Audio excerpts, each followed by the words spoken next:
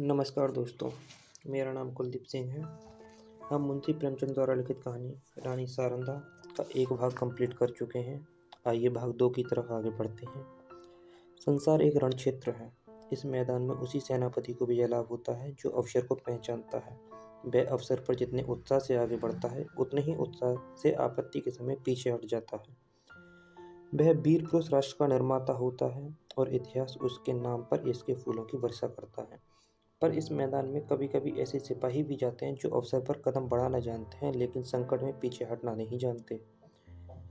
ये रणवीर पुरुष विजय को नीति की भेंट कर देते हैं।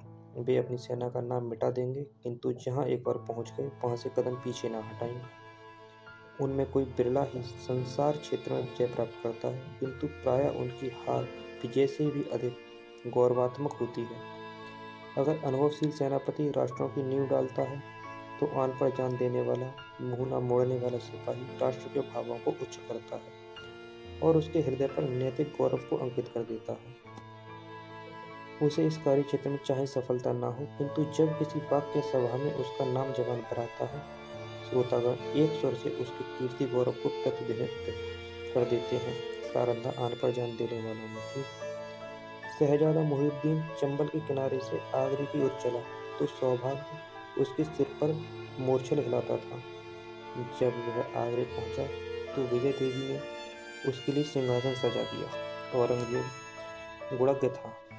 उसने बादशाही अफसरों के अपराध क्षमा कर दिए, उनके राज्यपद लौटा दिए और राजा चंपत राय को उसके बहुमूल्य कृत्यों के उपलक्ष्य में 12,000 मनसब प्रदान किया। ओरछा से बनारस और बनारस से जमुना तक उसकी जागीर नियत की गई। बुंदेला राजा फिर राजसेवक बना। वह फिर सुख विलास में डूबा और रानी सारंदा फिर पराधीनता के शोक में ढलने लगी। बली बहादुर खां बड़ा वाक्चतुर मनुष्य था। उसकी मृत्यु ने शीघ्र ही उसके बादशाह आलमगीर का विश्वास पात्र बना दिया। उस पर राजसभा में एक सम्मान की दृष्टि पड़ने लगी। खां साहब के मन में अपने घोड़े के हाथ से निकल जाने का बड़ा शौक था। एक दिन कुंवर छत्रसाल उसी घोड़े पर सवार होकर सैर को गया था। वहां खान साहब के महल की तरफ जा रहा था।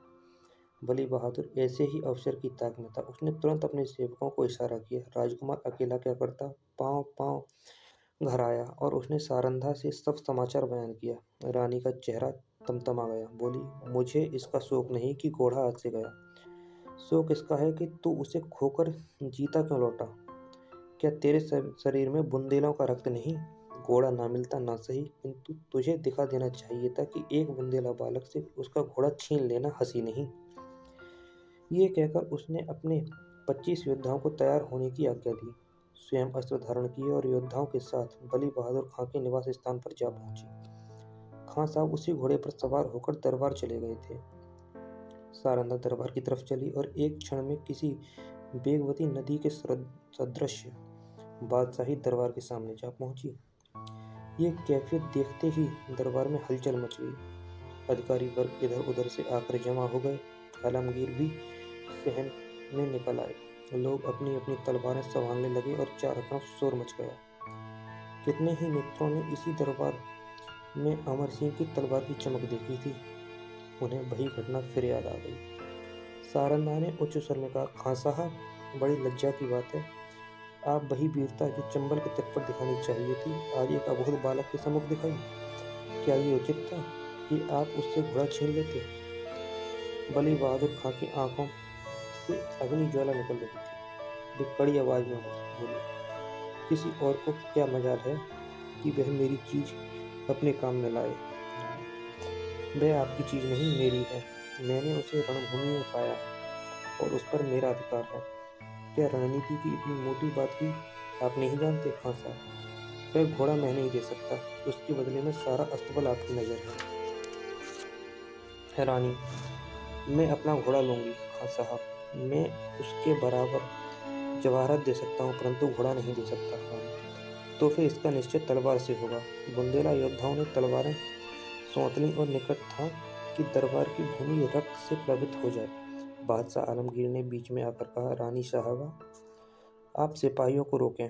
घोड़ा आपको मिल जाएगा, परंतु इसका मूल्य बहुत देना पड़ेगा। रानी, मैं आपके लिए अपना सर्वस्व खोने को तैयार हूँ। बादशाह, जहांगीर और मनसब भी? रानी, जहांगीर और मनसब कोई चीज़ नहीं।